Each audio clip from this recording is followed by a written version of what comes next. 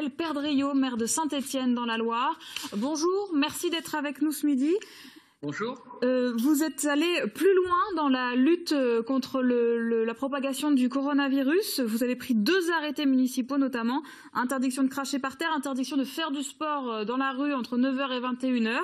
Pourquoi durcir le ton maintenant ? Écoutez, je suis en contact quotidien avec la direction du CHU, avec la commission médicale qui se réunit spécialement pour gérer la crise du Covid tous les jours au CHU de Saint-Étienne, avec le préfet également.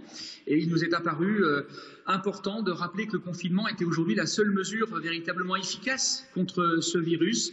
Et sur la recommandation de ces médecins que j'ai souhaité suivre, j'ai effectivement demandé à mes concitoyens de respecter scrupuleusement le confinement et donc d'adapter également leurs pratiques, y compris sportives, parce qu'il est prouvé, connu par l'ensemble du monde médical, eh bien qu'un sportif expire évidemment plus fortement, transpire par définition, et donc sur une zone beaucoup plus large, peut-être un vecteur de transmission plus important du virus. Donc on le sait, pendant ces 2 mois, pendant que le confinement a été prononcé par le président de la République, nous devons tous adapter nos comportements et faire prendre le moins de risques possible à soi-même et aux autres. En cas de non-respect de ces arrêtés, quelles conséquences ?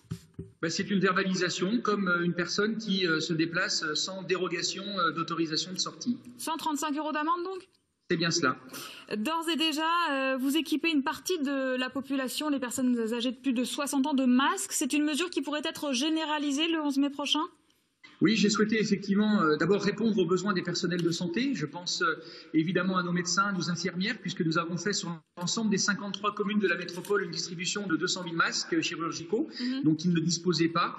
Et effectivement, j'ai annoncé qu'à partir de la fin de ce mois, nous serions en mesure d'équiper l'ensemble des plus de 60 ans. Et vraisemblablement, c'est une mesure que nous allons élargir à l'ensemble de la population. Nous avons une conférence des maires de la métropole ce vendredi où nous allons aborder ce sujet, mais j'ai également écrit au Premier ministre parce que suite à la déclaration du président de la République, il a dit vouloir s'appuyer sur les maires pour distribuer ces masques, mais encore faut-il savoir de quelle habilitation devront être dotés ces masques, combien d'exemplaires, quel est le circuit de distribution, est-ce que c'est l'État qui paye, est-ce que c'est nous qui distribuons?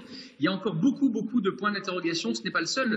Celui sur la rentrée des écoles également sera oui, au-delà des masques, justement, comment envisagez-vous ce déconfinement progressif? Comment la municipalité va pouvoir accompagner les habitants de votre commune? Comme nous le faisons depuis début mars, c'est-à-dire que chaque jour, avec l'ensemble des services et des élus, nous travaillons à répondre aux questions qui sont posées par ce confinement. Nous anticipons également le déconfinement.